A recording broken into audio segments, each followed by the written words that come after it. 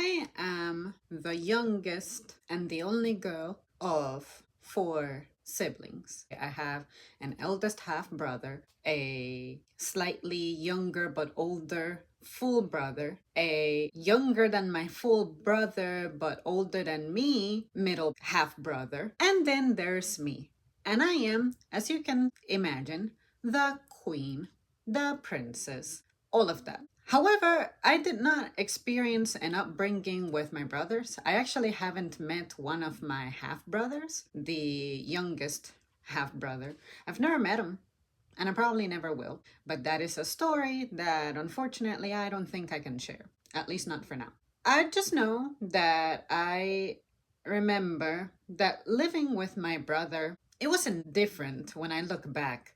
He wasn't really the kind of brother to be like, this is my little sister, I'm protective, this, that, and the other. I guess when I was smaller, sure, I had that going on where he took more on the role of an assistant to mom, especially pushing me in the stroller and things like that because he's 5 years older. But sometimes he could do things that are, I guess, mischievous. And I remember that I think the one that I hated the most was that he pushed my stroller as hard as he could down a parking lot. You know, a parking lot where there's cars and you're a small kid, you're more prone to being invisible because cars have blind spots and shit. I just remember that after that, I didn't want to be confined to a stroller ever again. So I want to say that it was around that time that my mom, I guess, took it as an opportunity to begin transitioning me into becoming more of a walker. But anyway, so there's that. My relationship with my brother wasn't one of two loving siblings. We would fight, of course, toward our last few years living together. We were certainly fighting a whole lot more. But the fights were cycling throughout my childhood, honestly. And later I would learn why exactly that was, or at least I believe I know what it was. I think it was two reasons. One reason being he hated that I was a girl, he wanted a brother.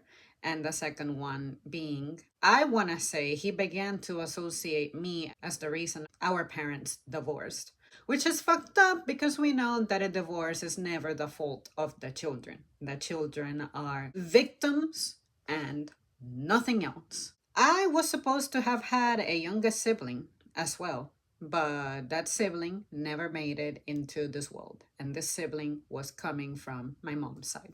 And that was sad because I thought to myself, I've always wanted a younger sibling.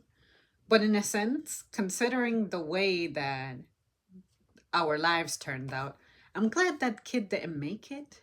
And this is going to sound really bad, but it is what it is. Because I can tell that upon my brother's departure, that sibling who would have been around, I want to say I was 7 years old when mom lost him. Me being 7 years older means that this kid, as soon as I had a job and as soon as I had my car, I would have had to co-parent this fucking child when I'm trying to build myself up, elevate myself. And on top of that, the price of the household, the cost of the household was going to be greater. The bills were going to be greater. Of course, given how much stuff I say about my dynamics with mom, having this younger sibling would not have helped my relationship with my mom. And again, my relationship with my mom is not a bad one. It's just that it had its seasons in which stuff got bad and our communication suffered. And so did our dynamics for a while. But fortunately, now, after time has passed, I can say that all of that was pretty much addressed and rectified. But I'm just imagining now a world in which that kid would have made it, how much different my life would have been, because I would have inevitably been expected to assist with the sibling, and possibly I would have been, I guess, manipulated into it. I don't want to say blackmailed into it. I forget the word I'm trying to use, but threatened or bullied into doing it. Well, you're the older sister. Well, you have the car. Well, you have the time. Well, this, that, and the other. You got to do it. And I'm thinking to myself, well, fuck me. Where was this support for me when I was in school? Because let's say that this younger sibling, for some reason, wanted to do the things that I shared with you guys about my longing for participation in extracurriculars, but how I couldn't do it because transportation was an issue. And then here is my younger sibling enjoying my resources, my time, my effort, and I am not even the parent. And I am a sibling who did not enjoy those privileges. Inevitably, I was going to feel the truth, which the truth is I wasn't invested in. But now I am expected to invest in the way that I yearned, needed, wanted, desired. And I cannot say anything because it's not about me. And we all know that the middle sibling, shit never goes well for the most part for the middle sibling. So I told myself I'm glad that I was the youngest. And even as the youngest, when the youngest is supposed to be, possibly you get all of the remainder of the attention, but the eldest sibling is always going to be the one who ends up better off because they get invested in. But in other cases, they could be the ones worst off because they are parentized before it's their time to be in a parental role of their own. What is the cost of that? What is the price of that? The reason I'm taking the time to give you this exposition, explain this stuff to you, share these details with you, is because yesterday my manager, this would be the assistant of my manager who runs the entire department. Somehow this conversation came up about dynamics. I think it was because I was telling him how my birthday is coming up and how I'm just glad that I don't have anything too complicated going on in my life. Like, I'm not a parent. I don't have younger siblings demanding from me, anything like that. And he happened to point out a family that I hadn't noticed yet. They were shopping down some aisle. We were discussing family dynamics, and he was telling me that today, meaning yesterday, it would have been yesterday's tomorrow, but today is his brother's birthday. And I said, funny, my boyfriend's birthday is today as well, meaning yesterday's tomorrow, since this happened yesterday. Funnily enough, he also has a birthday he shares with my boyfriend's sister. That's what I was telling him. So I'm like, well, our birthdays are coming up. They're only 8 days apart. And then we started talking about families and birthdays and things. That's when eventually I made the comment about how, well, I'm a younger sibling, so I don't have to really care about anything except remedying the neglect that I suffered from. And then he was saying that, interestingly enough, in his family, the young kid is the one who's doing really well. He's the middle brother. And I'm like, well, thank God that you're the middle brother, because at least you're invisible. At least you're not the one who's expected to be responsible for the family's legacy and carrying that forward and being the manager of the assets and everything whenever your parents bite the dust. But also, you're not the youngest child who's getting sometimes the attention to where you end up spoiled and you cannot function for yourself because you got babied all the way through this. Down the aisle, we noticed a family of the mom with 5 fucking kids. And what's crazy is that my manager was facing that aisle. That's how he noticed it. And I was facing the opposite direction. So we had like a perpendicular field of vision. And I happened to make a comment about how, well, since I was the baby, because I actively chose to be the youngest and be the only girl, that's not shit I had to worry about. Because I can imagine me being the eldest sister, and because I'm a woman, I would be expected to have a maternal instinct that I don't care to cultivate anyway. And why am I going to be parenting someone else during my time that I'm supposed to be building and living life? Because at some point, there comes a point, a stage in your life, a chapter in which you cannot be out there fucking around like young people are. Ultimately, my manager pointed at them and said, oh, like that one right there. The eldest sister was holding one child and then helping to load another child onto the cart, I think it was. I think she was holding the smallest one, or maybe they were trying to put the smallest one I don't remember really. I couldn't tell because they were really, really close to in age. But there was an infant that I think the girl was carrying the infant.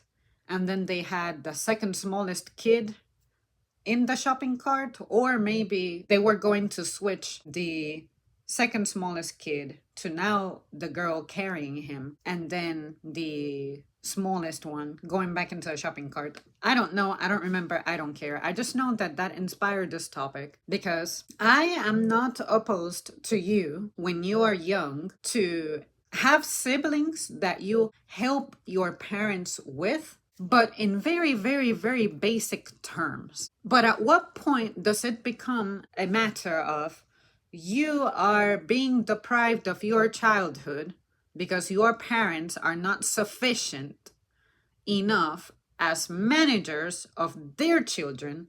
Therefore, since you are the oldest kid, you are expected to become the free assistant of your parent, but this is at the expense of your study time, of your playing time, of your socializing time, of your hobby time, something like that. So I want to know, at what point does it become like free labor, domestic babysitting labor for your parent? But at what point is it also an educational opportunity?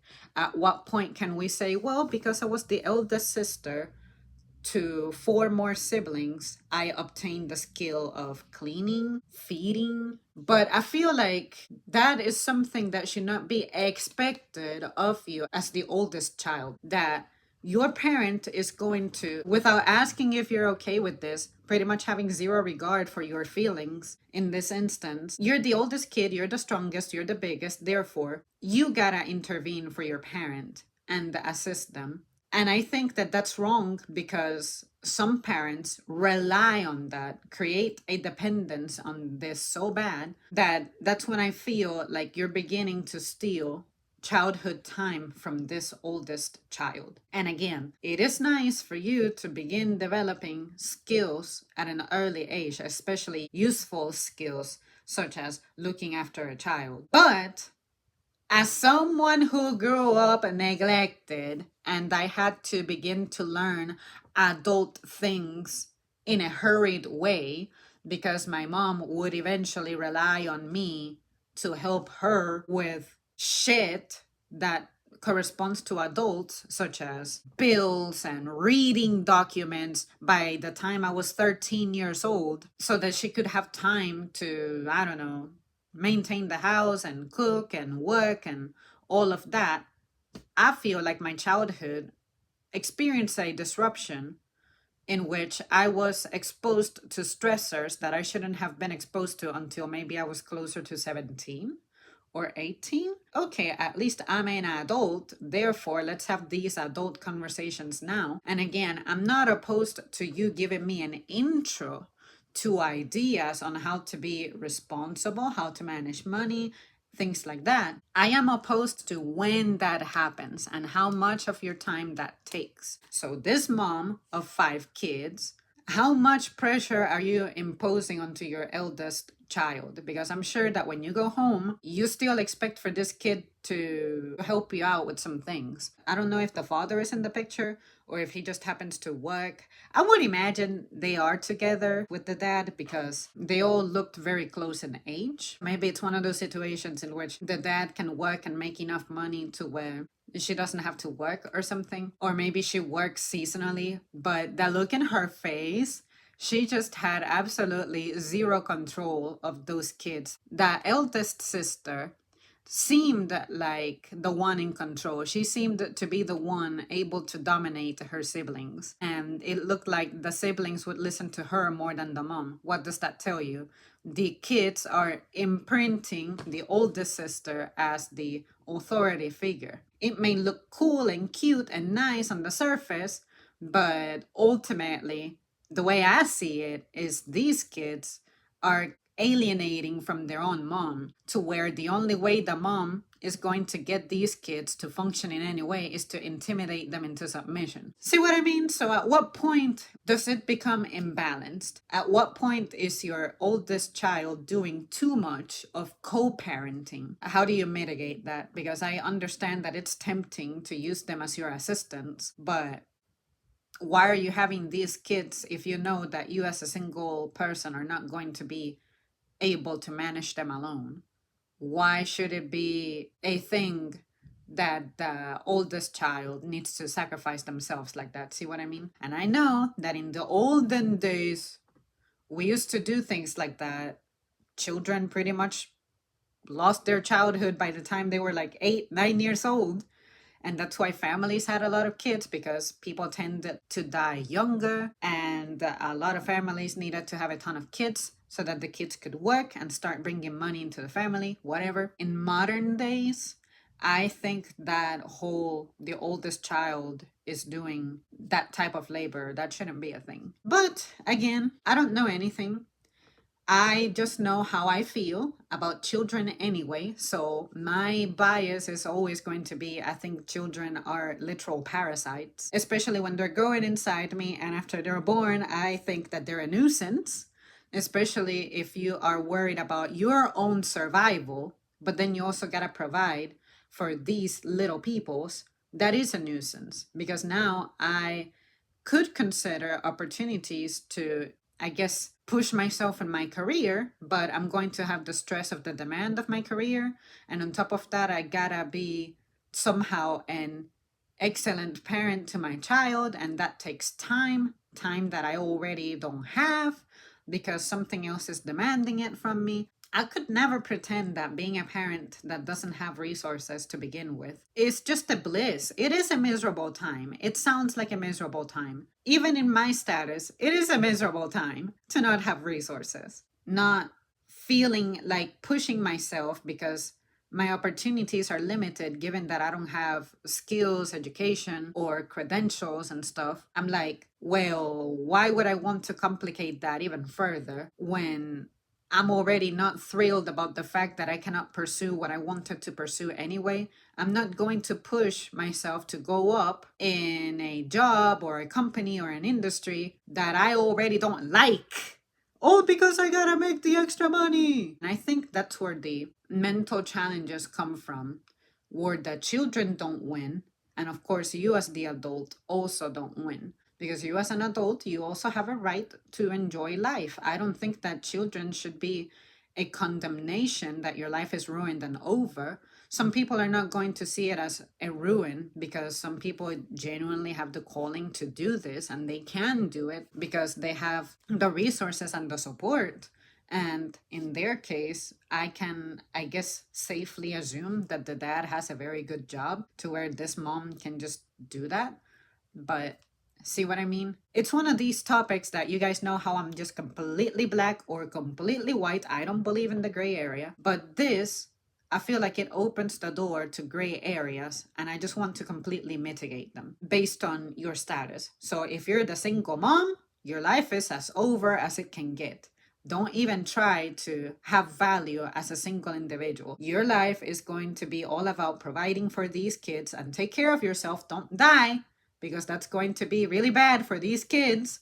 If you're alone, all you can also strive for is continue to move up in whatever job or career you have, because since you're the sole provider, you're going to need to. You're really going to have to be that mom who grinds and works super hard to maintain your family. I guess that's when that one video, I forget which topic it was, but I guess that's when eventually there comes a point in which a woman starts feeling like all you gotta hear everywhere is, "You're doing great, honey." But when your home is falling apart, we're not supposed to criticize you because you're the single mom who's trying to provide. But hey, your sacrifice, as noble as it is, it still has a cost. You don't have time for your kids. When you come back, you gave the best energy that you had in the daytime to other people away from your home, to everyone else in the community to benefit from you, especially if you're a pillar in society, such as a teacher, a firefighter, a policeman, a doctor. It's like, okay, you can fix other people's lives, other people's issues, but what about your home? When you come home, I gotta take the worst version of you,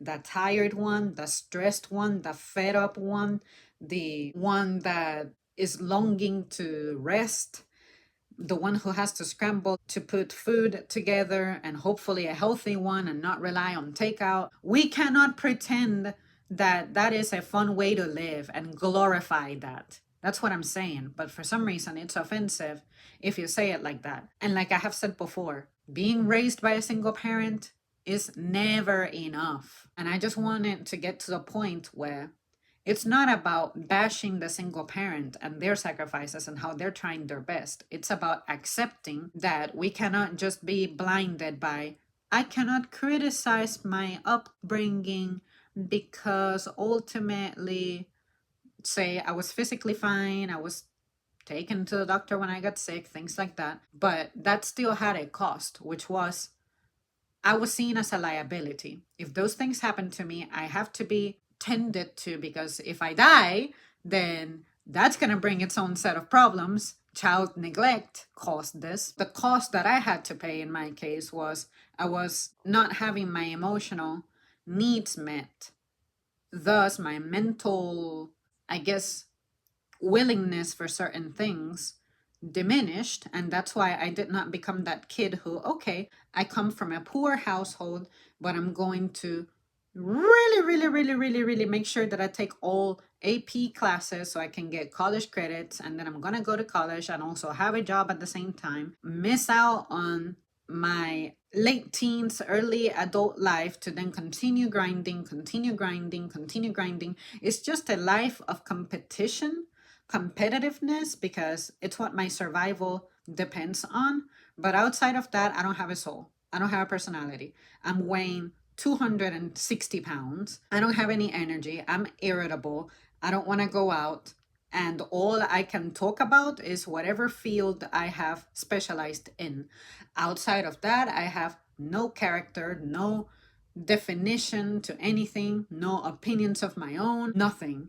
I prefer to just hire somebody to take care of my matters. If I have to start hiring people to take care of my things, that's when I know I have fucked up. I should be able to oversee all of my matters, not pass them along to someone else to ease the burden.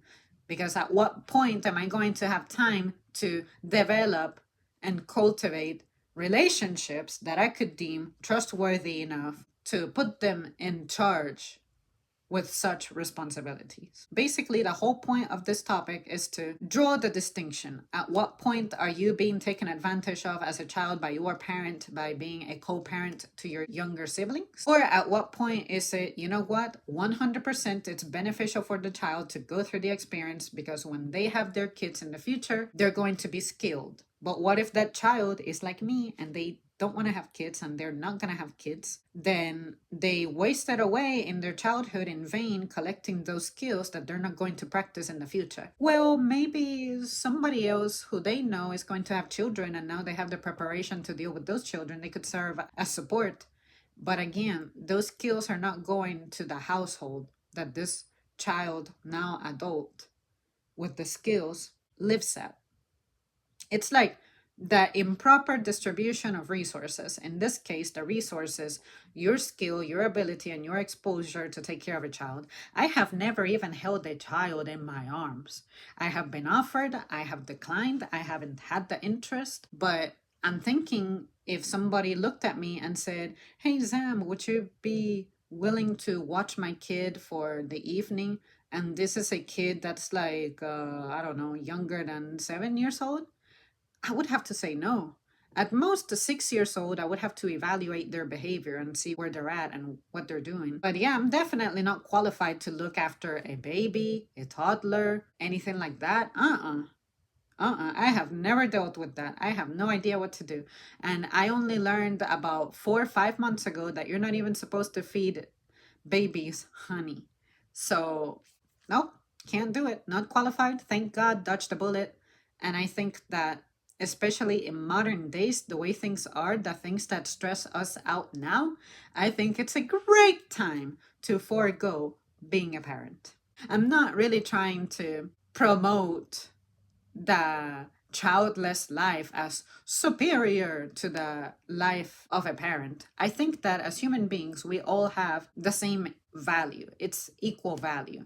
The difference is your experience is going to vary dramatically based on what abilities you have, skills you have, knowledge you have, resources you have, what you inherit from your parents or your family in general, the community that you reside in, what is the state of this community? Because let's say that you're in a community where the economy is pretty weak, where job opportunities are limited. Imagine being the parent who has to do that 45-minute commute that I told you guys about that my mom was doing at some point, and then your kid is left behind for prolonged periods of time outside by themselves with the elements, keeping them company.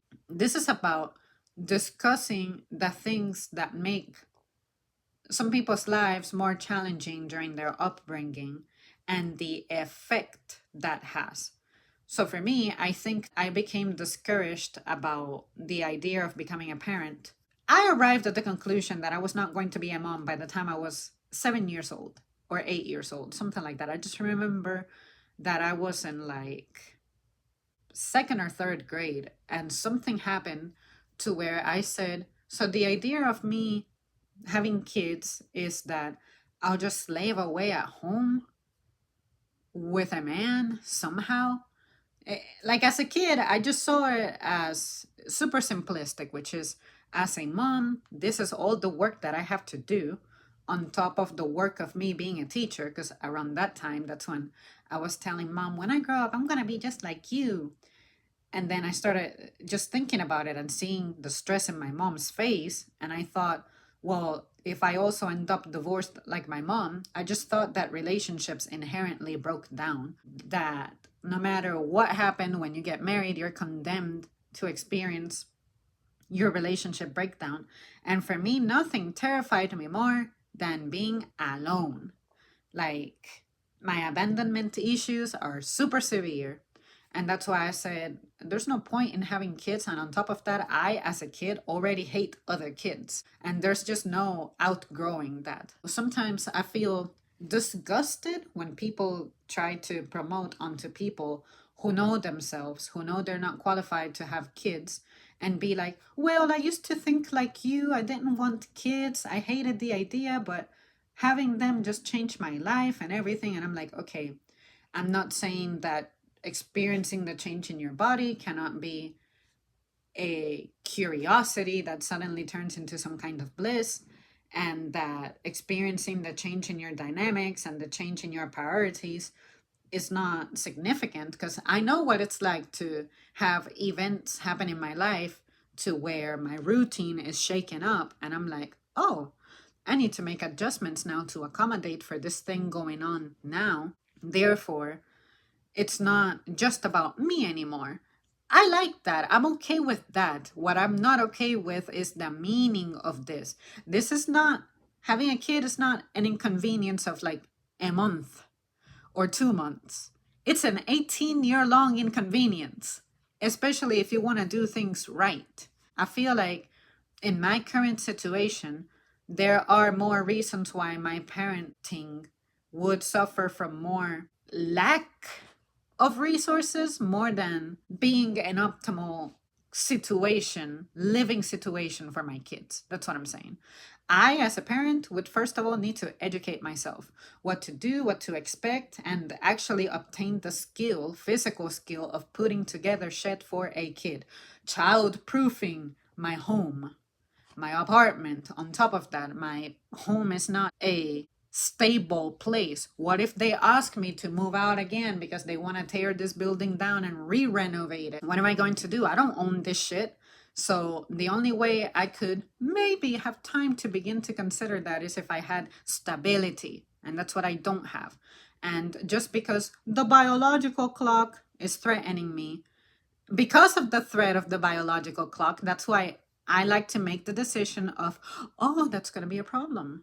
Let's do the following. Let's not worry about that at all. Let's avoid that plague at all costs. I think that we need to respect the folks who are really, really dead set in their ways that no amount of benefits to being a parent and how fulfilling it could be outweighs that person's concerns of how to make this work out, how to make this practical and healthy, because it's very possible I could die from this. I could become disabled. The trauma of the pregnancy could have detrimental effects in me to where I know how I can serve now with my body not having experienced the trauma of carrying life. But what if after I go through that, I don't have the same abilities that I have? The first thing that happens naturally is I'm going to balloon up. What if I never lose that weight? What if I experience complications? Do y'all not care about that? It's not, okay, I'm going to just sit here and let this child marinate for 9 months and it's going to come out and everything's going to be just fine. Like, there is a threat and the risk of that. But you don't care. You don't have to care about that. I just think that having children, at least in this country, is nothing but a business. It's always been a business. I just gotta bring into the community the next generation of taxpayers, the way I see it. And I'm like, what if I just don't care to do any of that? What are you going to do? I hope that my way of looking at it doesn't come off as just, like I said, I'm not saying that my lifestyle is superior to the lifestyle of the person who's having kids.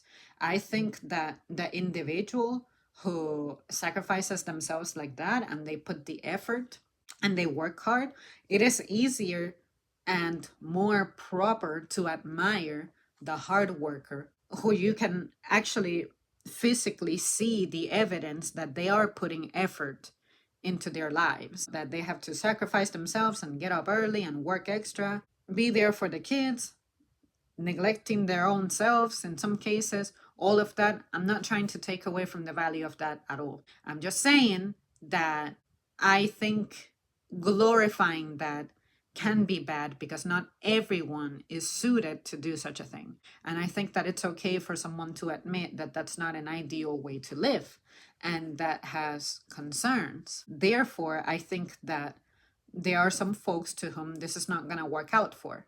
For me, I know it would not work out for.